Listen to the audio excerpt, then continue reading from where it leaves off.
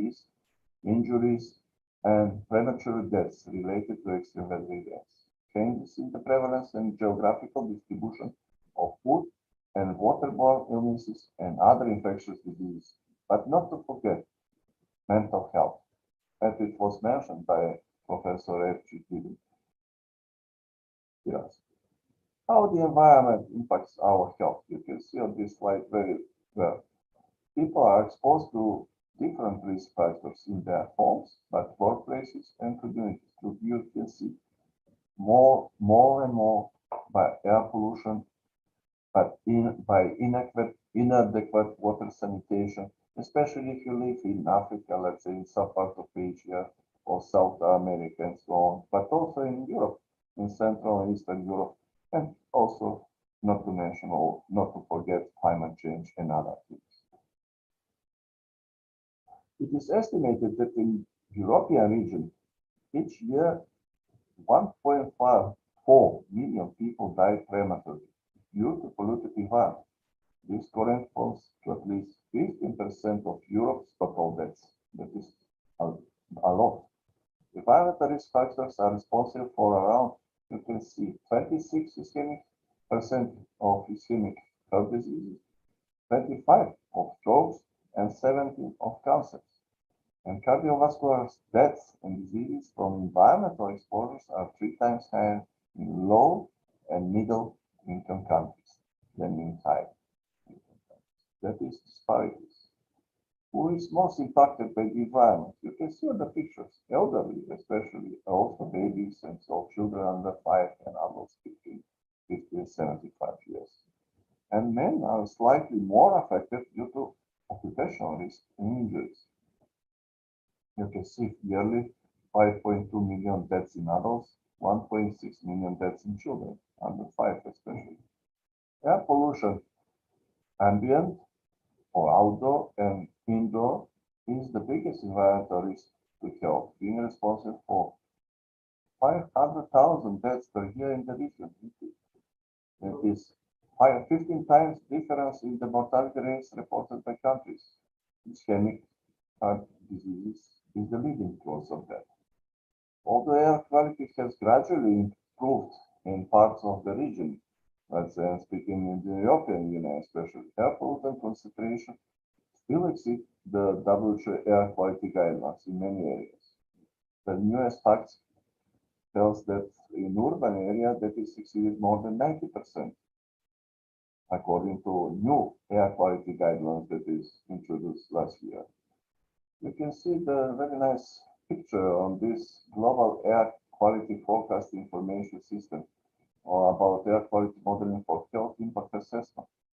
You can see how it is going, let's say on this slide, the worst, let's say, case scenarios it is in this part of the world, Africa, Saudi Arabia, you can see north part of India and so on, China and so on.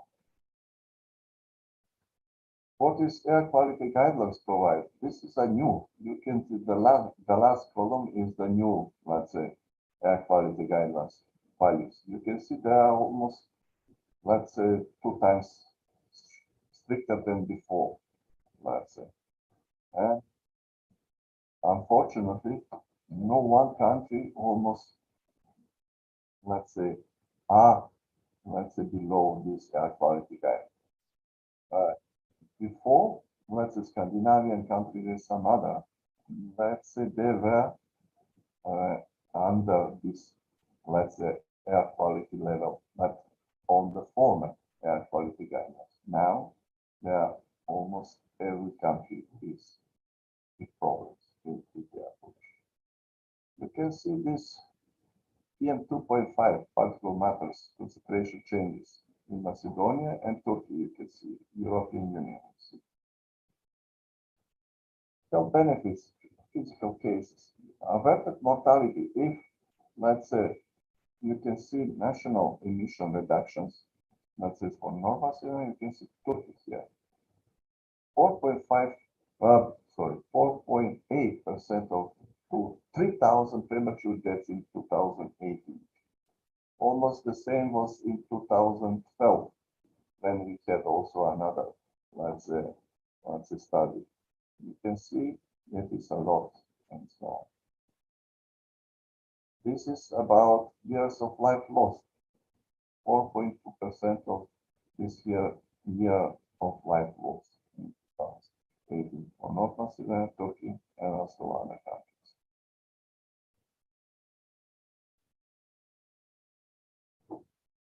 This is about North Macedonia and total prevented cases of illness morbidity.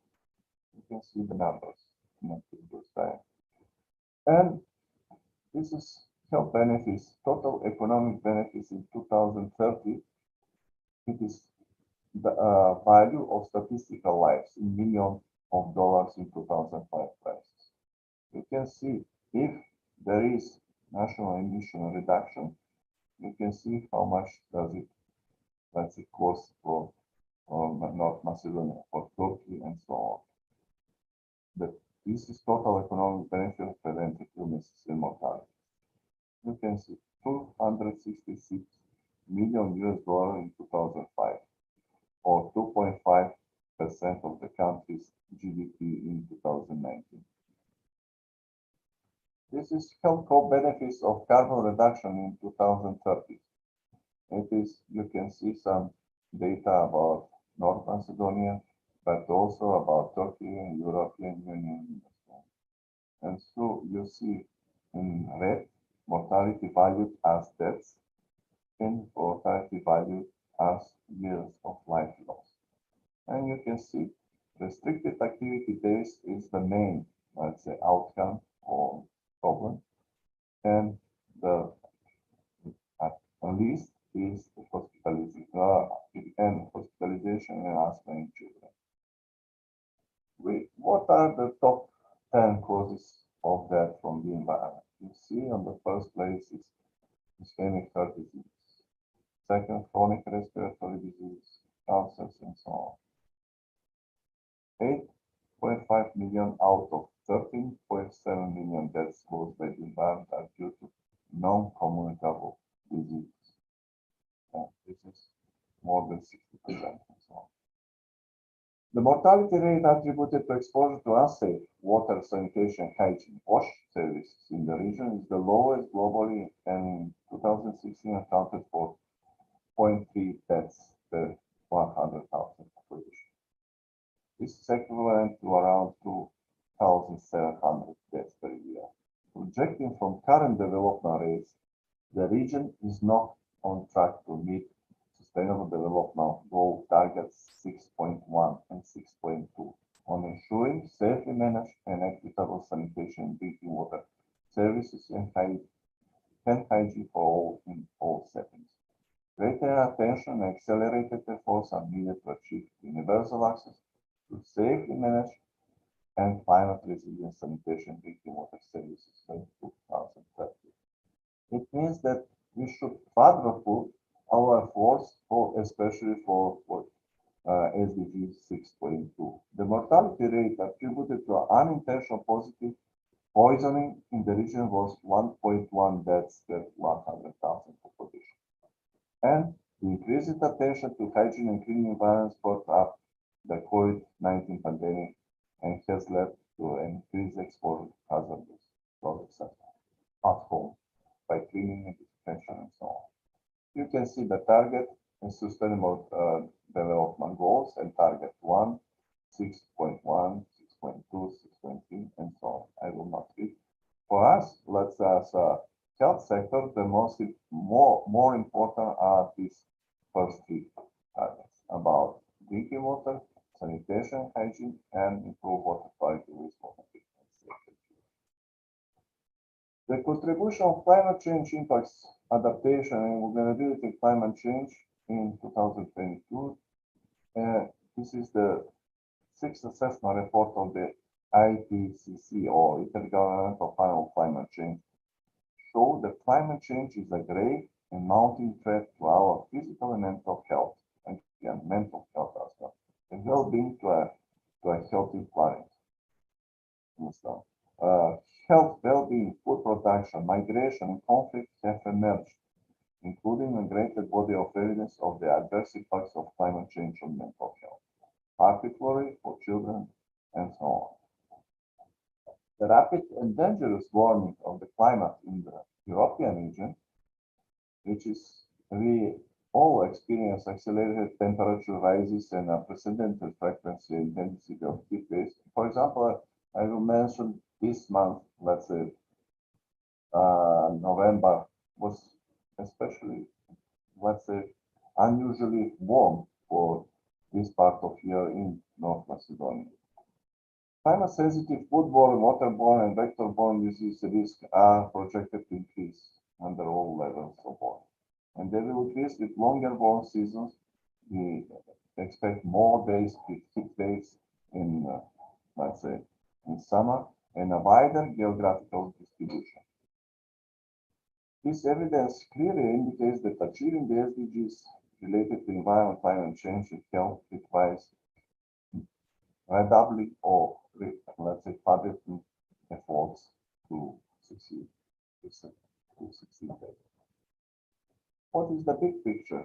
You see the global deaths are linked to the environment in 2016 by 24%.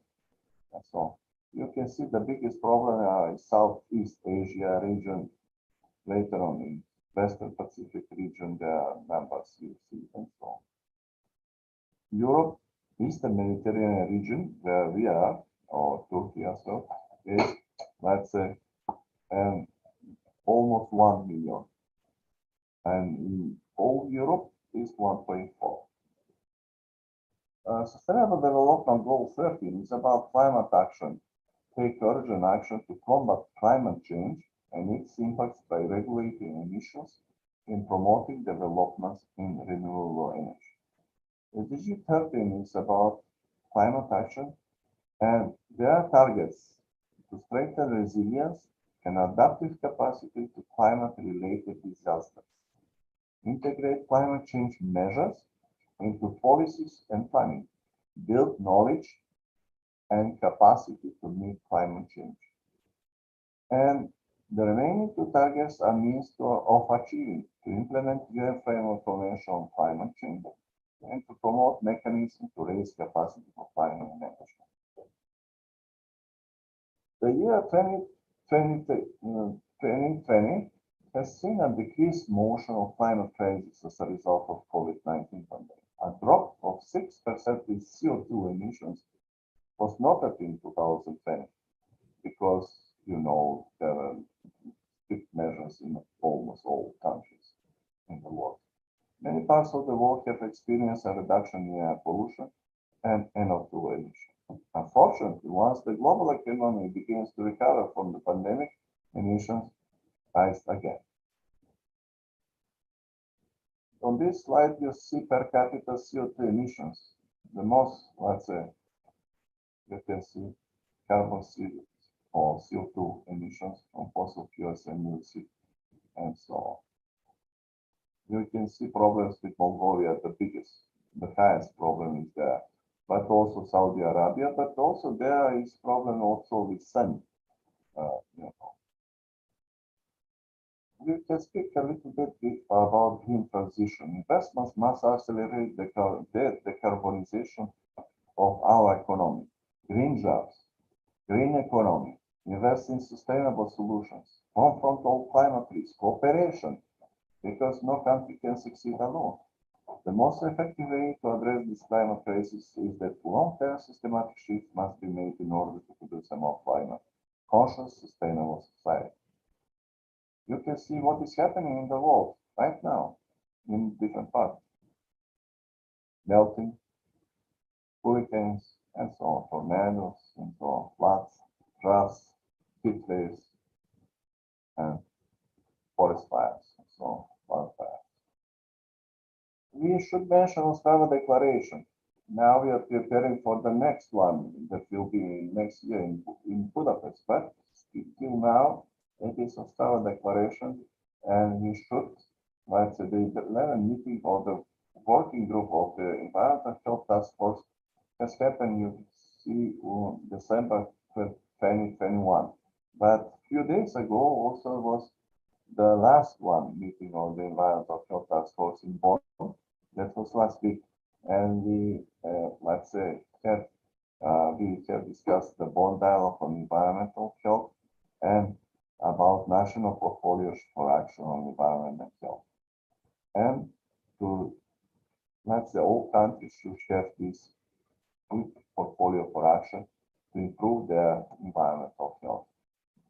About Moscow declarations, what are priority areas of action? You can see WASH, as I mentioned, health systems, environmental sustainability, adverse effects of chemicals, waste management, air quality, European cities and region, and climate change as a topic that we are discussing today.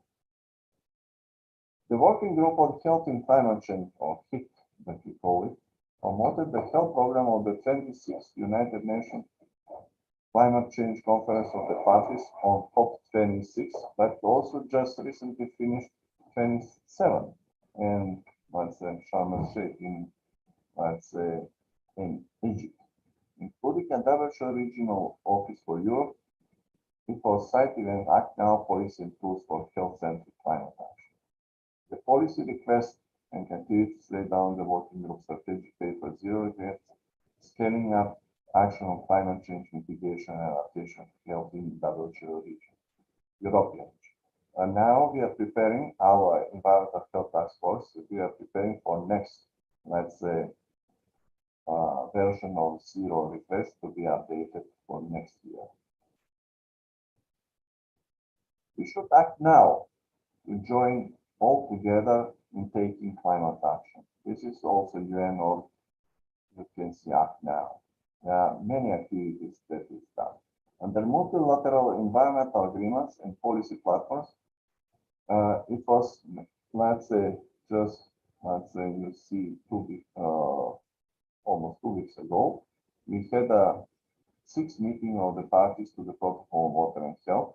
We met in Geneva, in Palais des Nations, and we discussed also about COVID-19, climate change, and water and health. And in the follow-up to the 5th high-level meeting on transport, health, and environment that was held in last year in Vienna, we had discussed about 20 years of the Pan-European Program on Transport, Health, and Environment that is also influencing the climate change. This is the flyer of the 6th session of the meeting of the parties to the Protocol on Water and Health. The PEP, you know, the PEP means the Transport, Health, Environment, Pan-European Program, and what we have done in North Macedonia. You see, in 2011, we have published a paper during a BENA conference in Turkey, and that was done in Istanbul in 2012, but the study was done in 2011. We used the HIP tool developed by the PEP program, and the sample of cyclists was very small, you can see, and the average trips per day, there are 3. Saving per individual cyclist per year was 1,653 euros, but for the group it was 45,000. In 21, the HIT tool was applied to almost 200 participants, pedestrians, not now cycling, now walking, and resulted in a total economic value of, you can see, 100,000 euros for 1 year, as well as a reduction in mortality. And with average walking distance of 4 kilometers, and benefits almost 1 million euros per 10 years, with 3 premature deaths prevented over 10. In this year, we have a cross-sectional study using HIT cycling for more than 1,000 people in Scotland. HIC is the European Environment and Health Task Force that is working on climate change and health challenges caused by climate change, and it serves as a platform for preparing the contribution of climate change and health for the 7th Ministerial Conference that will be held in Hungary in July next year. The COVID-19 pandemic has added to the climate change-related public health crisis, putting communities into unprecedented risk, let's say, and strain. But we should strive to climate-friendly, sustainable, and healthy society. It is essential that climate change becomes a central concern of all health systems agenda, with the health sector taking a leading role in supporting climate action. This is mentioned COP26 about, and that was, and now finished COP27 just recently. The Alliance of Transformative Action on Climate and Health, this is a new one attached, builds on the COP26 program about climate resilient and low carbon sustainable health system. This new initiative will coordinate the implement actions around the commitment of climate resilient and low carbon sustainable health systems adopted by countries. You know about Paris Agreement. It was signed in 2015, ratified in 2017, and we have submitted the initial national determined contribution 2015 to reduce CO2 for 30%. Now we are more ambitious to, let's say, to reduce in, let's say, in 2030, 51 reduction in greenhouse gas emissions compared to 1990 levels. COP27 just finished. Antonio Guterres, General Secretary of UN, have just warned global leaders at COP27. We are on a highway to climate health. With our foot on the accelerator, our planet is fast approaching tipping points that will make climate chaos irreversible. We need urgent climate action. Have and shake 6 to 18 November this year. Millions of people in the world are confronting the impacts of simultaneous crises in energy, food, water, and cost of living, aggravated by severe geopolitical conflicts and tensions. Some countries have begun to stall or reverse climate policy and double down on fossil fuel use because of energy crisis. Statement by WHO Regional Director for Europe, Dr. Hans Kluge, climate change is already killing us, but strong action now can prevent more deaths. Heat stress, the leading cause of weather-related death in the European region. Based on country data, it is estimated that 15,000 people died specifically due to the heat in 2022. It is a lot. Fortunately, there are local government initiatives. Declare local governments for sustainability cities are working together. Resilience planning methodology in 2,500 local governments. European Urban Resilience Platform, Healthy Cities Network. Professor actually didn't just went back from a meeting in WHO in Copenhagen for Healthy Cities Network. WHO Alliance for Transformative Action on Climate and Health. Building climate resilient health system. It means the healthcare systems are responsible for 4 to 5% of global GHG emissions. Local strategy for adaptation of the health sector to the climate change for the municipality of Split we have developed. Also in this project. Also it was developed in Skopje. Climate change health adaptation strategy and action plan of the Republic of Macedonia. Heat health action plan. Cold health action plan. Projects of energy efficiency of healthcare facilities we have developed in enhanced national determined contributions. You can see what is done. Climate smart and sustainable cities are very important to have climate smart and sustainable cities. To be resilient and to be sustainable. And benefits are resiliency through multi-hazard early warning systems, sustainability through urban long-term planning. This is especially green and let's say blue spaces, capacity to cross-cutting services, infrastructure, consistency, effective services through partnerships, and so on. What are recommendations? We should provide examples of climate services to improve public health, to share national experiences on how to integrate health into climate action under the COP26 health program and now COP27, to achieve climate resilient, low carbon and sustainable health system. present the updated WHO of carbon reduction benefits on health. It was mentioned some slides on that. Identify transformative commitments and actions that drive the climate change and health agenda as essential component of the commitments to be taken at the 7th Ministerial Conference on Climate Change. We, as health professionals, should promote health adaptation and mitigation activities to be part of national determined contribution of each country in order to be able to minimize health impact from climate change, having in mind the worsening and increasing the number of heat waves and increasing the number of heat-related illnesses.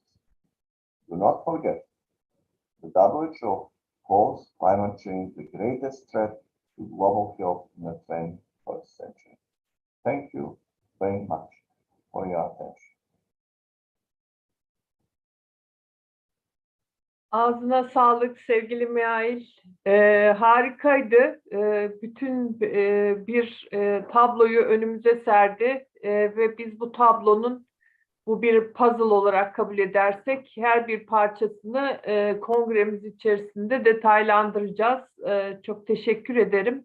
Burada tabii özellikle benim hep kafamı kurcalayan bir başka konuyu da hani ortaya koymak isterim. Şöyle baloncuk olarak düşünülsün diye. Erken uyarı sistemleri, sen de sunumunda vurgu yaptın.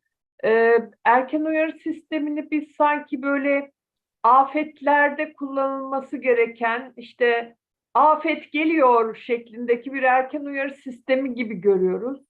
Ama senin de gösterdiğin şekillerde de yer aldığı gibi Birleşmiş Milletler ve iklim değişikliğiyle ilgili tüm kamu ve özerk tüm kuruluşlar hep birlikte aslında anlattıkları benim kafamda şöyle oluşuyor. Halk sağlığı erken uyarı sistemlerine ihtiyaç var. Yani olaylar gelişmeden etkilenebilirliği yüksek olan noktaların ve grupların gelişebilecek her türlü iklim sinyaline karşı daha önceden uyarılması, ne yapacağının söylenmesi, korunma önlemleri, alacağı tedbirler, yer değiştirmesi gerekiyorsa yer değiştirmesi gibi bütün alternatifleri içeren bir erken uyarı sistemlerine ihtiyaç var gibi duruyor. Bu çerçevede tabii yerel yönetimler aslında bu konuda güçlü, ellerinde tüm araçlar mevcut, bunu aktive edebilirler, halkı da çok net bir şekilde uyarabilirler ama Dünya Sağlık Örgütü'nün raporlarında da görüyoruz, meteorolojik erken uyarı sistemleriyle hastalık izleme sistemlerinin entegrasyonunda henüz zayıf dünya. Yani bunun bir an önce entegre edilmesi ve halk sağlığı erken uyarı sistemlerinin hayata geçirilmesi gerekir diye düşünüyorum. Senin bu konuda herhangi bir görüşün var mı? Bu yapılan, incelediğin dokümanlar çerçevesinde ve Makedonya deneyimleri çerçevesinde.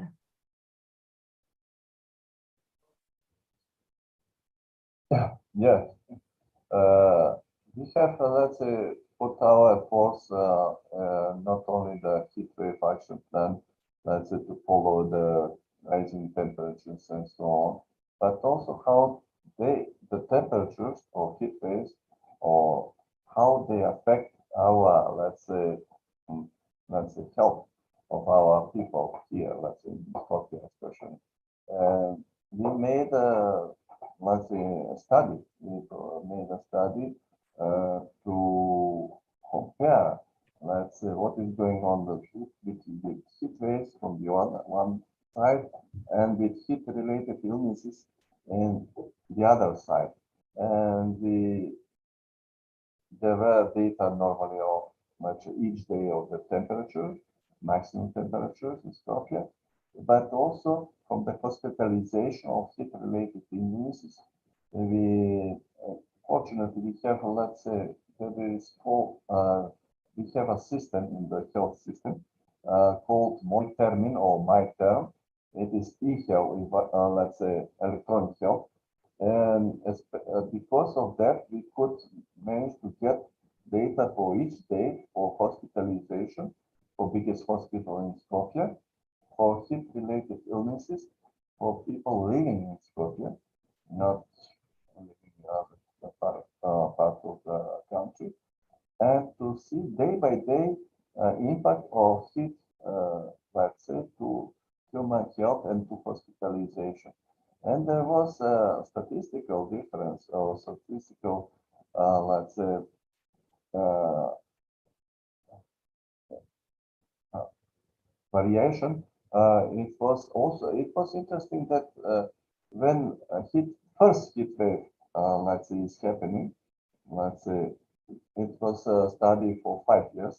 When first heat wave is happening, immediately almost one, let's say, day after that, not the same day, but there is a little bit delay, 1 to 3 days.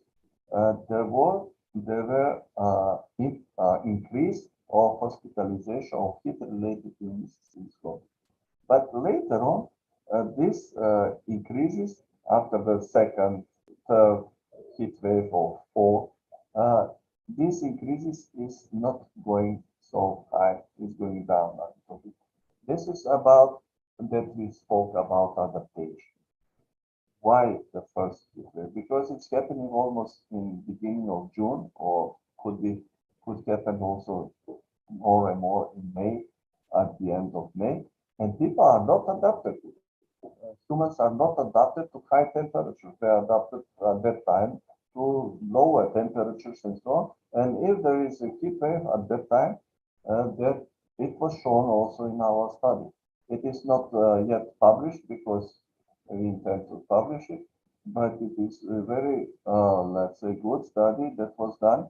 Also, there are some studies done in other parts, but not so many. There are only few studies like that done in the world that show some delay after, let's say, the heat wave, and after 1 to 3 days, usually, there is a let's increase in heat-related illnesses.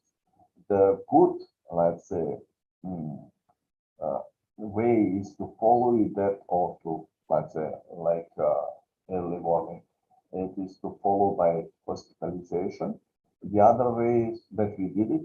The other way is, let's say, if you follow emergency medical services, each day, it is another way. It is not about hospitalization, but about emergency room visits, let's say, or heat-related illnesses. Also is a good way to see the connection, or let's say, between the heat waves and heat-related illnesses.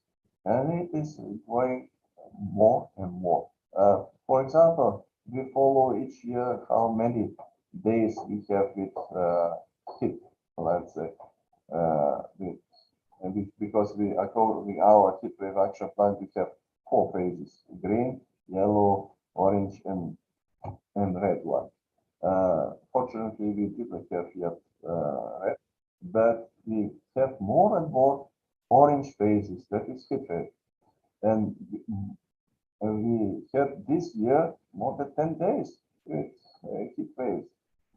Usually before we had 1 to 3 days, but let's say, taking account from 2019, where the most, let's say, warmest seasons in the world, also in our country, we have more than 10 days per summer of heat waves, and it is a lot.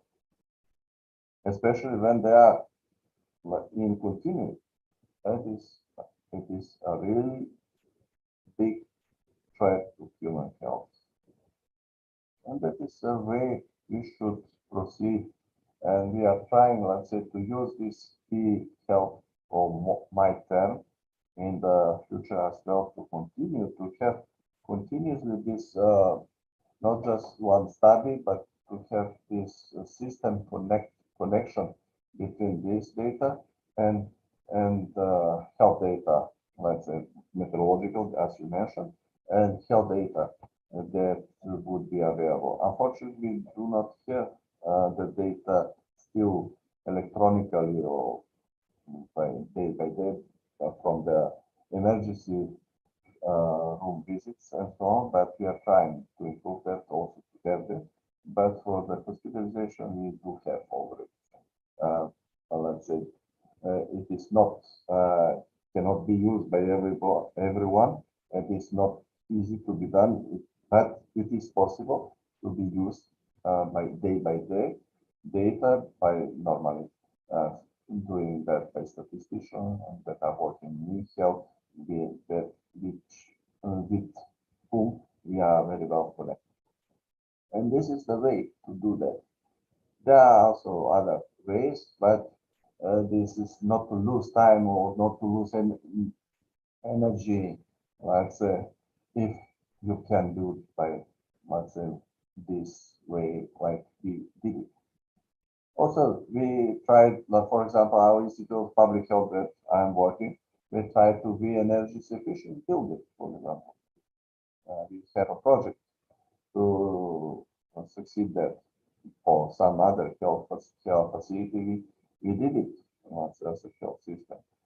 And we will try also in the health system, we introduce more greener, let's say, energy that is natural gas, for example. Before that, we have heavy oil, crude oil, or mazut, that we call it. And it was big air pollution in the cities, in Skopje as well other. Now we have introduced natural gas, for example. This is mitigation, for example. And but there are a lot of things that can be done by adaptation and mitigation healthcare sector. I mentioned 4 to 5% is, the impact from healthcare facility to the climate change and so influence. And you should reduce it as much as possible. But this is not the intention final one. For now, for our healthcare professionals, it is intention to reduce the health impact morbidity and mortality that it could be as a result of this climate change. That is shortly, if I can explain more. If Evet, would like. doğru söylüyorsun. Tabii burada ben de senin gibi çalışmaları incelediğimde hep sıcaklık, hastaneye başvuru, ölümler arasındaki ilişkinin daha çok kullanılmaya başladığını görüyoruz ve bununla ilgili de işte sıcaklık hastalık eylem planları ya da izleme raporlamaları gibi yaygınlaşan ağlar da var. Bu da değerli. Ama yine senin sunumunda da üzerinde durduğum bir konu vardı. Multi hazard, yani birden fazla tehlikenin bir arada izlenmesi de çok değerli. Çünkü iklim sinyalleri çok farklı düzeyde ve bir anda birlikte de gelebiliyor. Yani sadece sıcaklık, işte 10 gün süreyle o sıcak hava dalgası geldiğini, sürdüğünü görüyoruz ama o arada işte deniz seviyesinin yükselmesi, o aradaki işte partikül seviyesindeki değişim, kuraklığın verdiği etki gibi çok daha farklı etkiler de bir arada aynı zamanda görülebiliyor. Bir de tabii dirençlilik meselesini konuşurken dirençli toplumlar diyoruz. Dirençli toplumlar dediğimizde de halkın da artık iklim değişikliğinin bir yaşam tarzı olduğunu anlaması gerekecek. Bunu da bir şekilde anlatmamız gerekecek. Yani bizim tüm sektörlerin ortak bir dille toplumu bu konulara uyumlaştırması gerekecek. Yani hazırlamak demeyeceğim onu, artık yaşamın bir parçası olduğu şeklinde bazı tanıtımlara, halkın da katıldığı çalışmalara ihtiyaç var belki de. Biz genelde işte hep böyle kurumsal ya da akademik düzeyde çalışmalarla bir şeyler anlatmaya çalışıyoruz ama halk eğer hissederse, kendisi olayın içerisinde olursa daha hızlı da yapılabiliyor bazı şeyler. O açıdan da herhalde sağlığı geliştirme, bu health promotion dediğimiz faaliyetlere de iklim değişikliğiyle ilgili faaliyetleri eklemekte yarar var gözüküyor önümüzdeki yıllarda diye düşünüyorum. Bir de az bir zamanımız kaldı. Nihayet bu tek sağlık diye bir kavram konuşuyoruz ya. Ben de işte Kopenhag'daydım, Birleşmiş Milletler'de. Tek dünya, tek gezegen, tek insan, tek sağlık ve bunu da sağlıklı şehirler örnekleri üzerinden tartışmaya çalıştık. Eski bir kavram aslında, üzerinde tartıştığımız bir kavram ve o kavramın bize getirdiği şeyleri biz farklı politikalarla ilerletiyorduk. Herkes için sağlık, işte her politikada sağlık, 21 sağlık hedefi, sürdürülebilir kalkınma hedeflerinin içerisinde sağlık gibi. Ne düşünüyorsun? Tek sağlık konusunda da düşüncelerini paylaşabilir misin?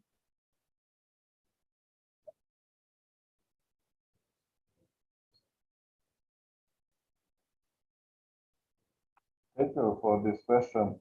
One health approach means that not only Ministry of Health is responsible for the health of the citizens or people in the country, because what we can do as a, let's say, Ministry of Health, or let's say healthcare or health sector, we can do, let's say, prevention and curative medicine, let's say, or treat patients and so on.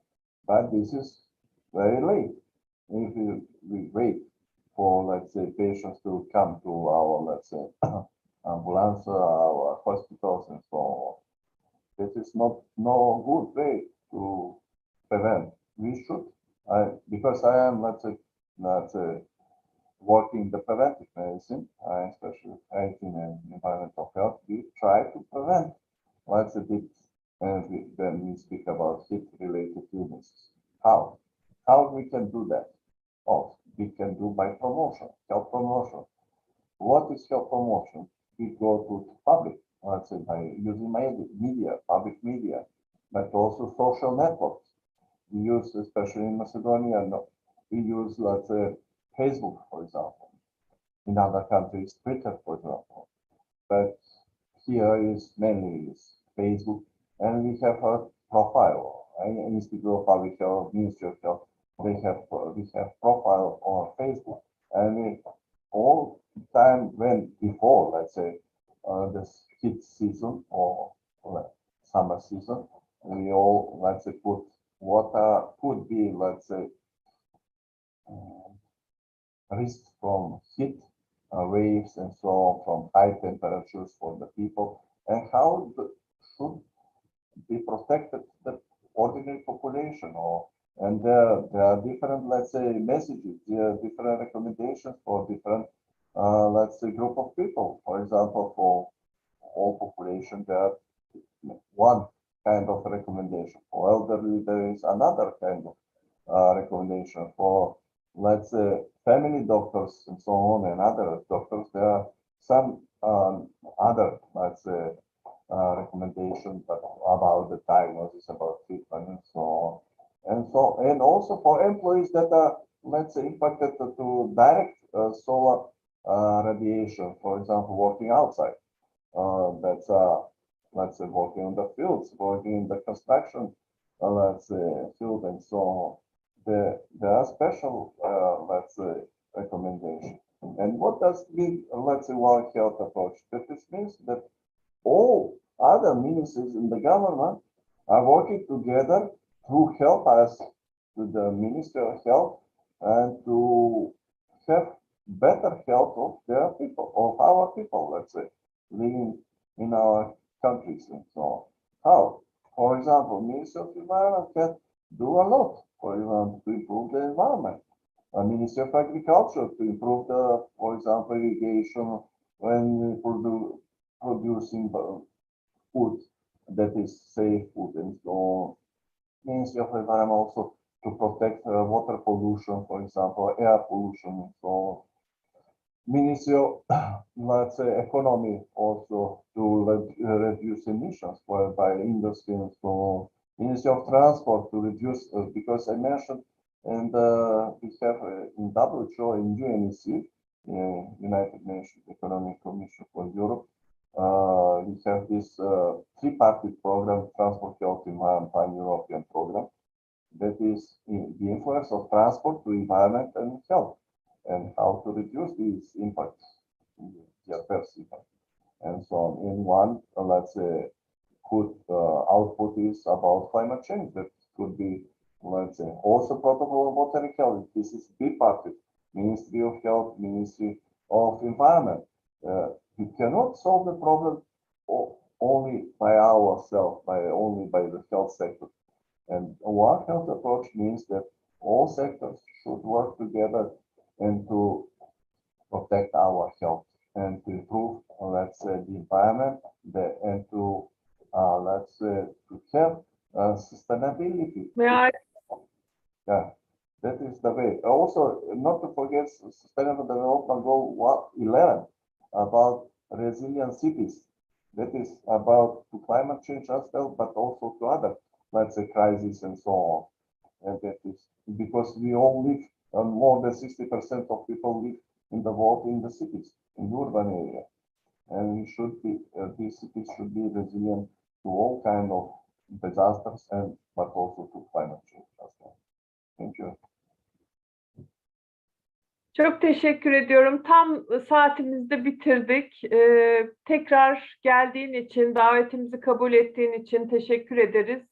Evet, bu kongrede emeği geçen Düzenleme Kurulu, Bilim Kurulu ve Kongre Sekreteryası adına da bu emekler için bize verdiğin katkı için de çok teşekkürler.